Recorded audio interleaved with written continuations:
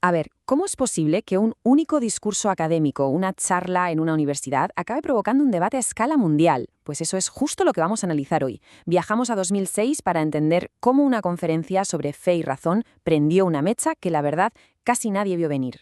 Es una de esas historias fascinantes que demuestran el poder, a veces impredecible, de las palabras. Muy bien, pues vamos al lío. Todo, absolutamente todo, empezó con esta cita. Benedicto XVI, en su discurso, recupera un diálogo del siglo XIV y en medio de su argumentación suelta esta frase de un emperador bizantino: «Muéstrame también lo que Mahoma ha traído de nuevo y encontrarás solo cosas malas e inhumanas, como su orden de difundir por la espada la fe que predicaba». Uf, palabras muy duras, ¿verdad? Pues esta fue exactamente la chispa que lo incendió todo. Para entender bien toda la película de cómo esta frase acabó generando un debate global, vamos a seguir este itinerario. Primero, la quispa de Ratisbona.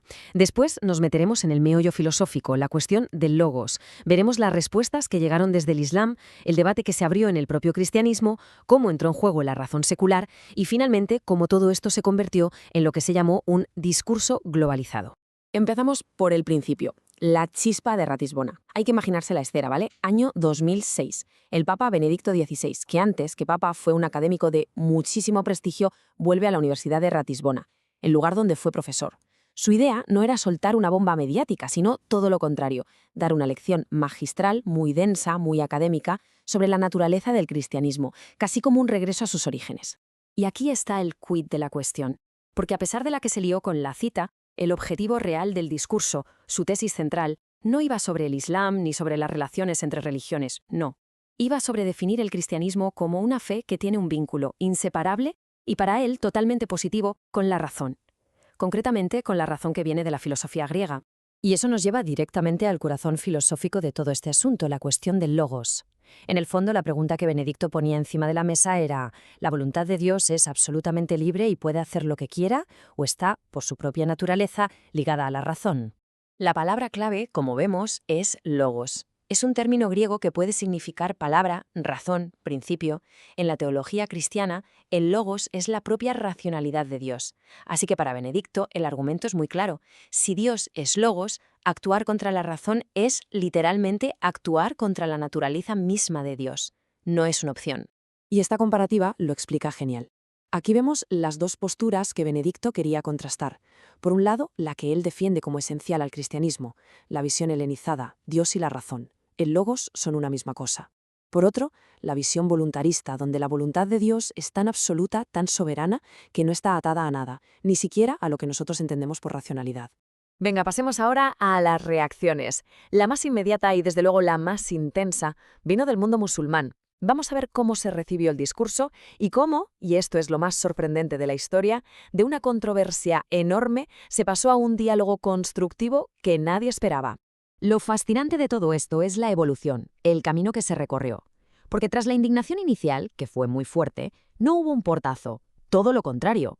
Fijaos en la cronología. En octubre de 2006, solo un mes después, 38 intelectuales musulmanes escriben pidiendo diálogo. Un año más tarde, ya son 138 líderes los que lanzan la iniciativa Una Palabra Común. Y para 2008 ya tenemos el primer foro católico musulmán en el Vaticano. O sea, un camino clarísimo, de la protesta a la propuesta. ¿Y cuál fue la clave para desbloquear ese diálogo?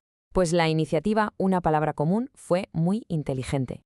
Buscó un terreno de juego compartido, un mínimo común denominador. ¿Y cuál fue? 2 mandamientos que son el corazón tanto del cristianismo como del Islam: el amor a Dios y el amor al prójimo. Un punto de partida sencillo pero increíblemente potente para empezar a construir. Pero ojo que el debate no fue solo hacia afuera. La conferencia de Ratisbona removió también un avispero dentro del propio cristianismo, reavivando una discusión muy antigua sobre qué papel debe jugar exactamente la razón dentro de la fe. Aquí vemos esa tensión interna perfectamente reflejada. Por un lado, Benedicto diciendo la helenización, o sea, que el cristianismo primitivo se fusionara con la filosofía griega, fue algo bueno, providencial. Y en la otra esquina, una postura muy fuerte en algunas corrientes protestantes, que viene desde Lutero, que dice justo lo contrario: hay que deshelenizar la fe, limpiarla de filosofía para volver a la pureza bíblica. El discurso, echó leña a un fuego que llevaba siglos ardiendo. Y el círculo se hizo todavía más grande. El debate saltó del mundo religioso al de la razón secular. Y esto nos lleva a un diálogo absolutamente fascinante entre dos de los pensadores más potentes del siglo, el filósofo Jürgen Habermas y el entonces teólogo Joseph Ratzinger. Lo alucinante es que fue Habermas, el filósofo secular, el que dijo que a las sociedades laicas modernas les falta algo, que tienen una conciencia de lo que falta. Su argumento era que la razón secular no puede ser arrogante y cerrarse en banda. Al contrario, tiene que estar abierta y dispuesta a aprender de las tradiciones religiosas. Y por su parte, Ratzinger, el teólogo, le lanzaba una invitación a la propia razón. Le pedía que tuviera el coraje de ensancharse. Su punto era que si la razón se limita solo a lo que puede medir y tocar, a lo empírico, se queda mutilada. Se vuelve incapaz de hacerse las preguntas realmente importantes sobre el sentido de la vida. Y aquí viene la magia, el punto de encuentro. Es que es increíble. Dos pensadores que parten de mundos opuestos y llegan a la misma conclusión. La fe y la razón secular se necesitan.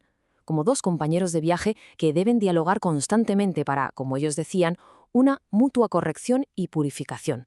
Algo fundamental para la buena salud de cualquier sociedad. Bueno, pues si abrimos el zoom del todo, ¿qué es lo que vemos? Pues que aquella charla académica en una pequeña universidad alemana se había transformado en un discurso globalizado, en un foro intelectual a escala planetaria que nadie, absolutamente nadie, había planeado. El discurso de Ratisbona puso sobre la mesa, de nuevo, preguntas enormes, preguntas de fondo que nunca se van del todo. Cuestiones como la relación entre la fe y la violencia, o si una creencia religiosa tiene que ser racional, o si de verdad es posible que los creyentes y los no creyentes aprendan unos de otros. Preguntas que a día de hoy siguen siendo totalmente pertinentes. Así que, como conclusión, podemos decir que el legado de Ratisbona es una gran paradoja. Lo que empezó como una polémica muy agria, incluso dolorosa, acabó convirtiéndose, sin que nadie lo buscara, en el catalizador de una de las conversaciones más importantes y necesarias que hemos tenido en este siglo sobre la fe y la razón.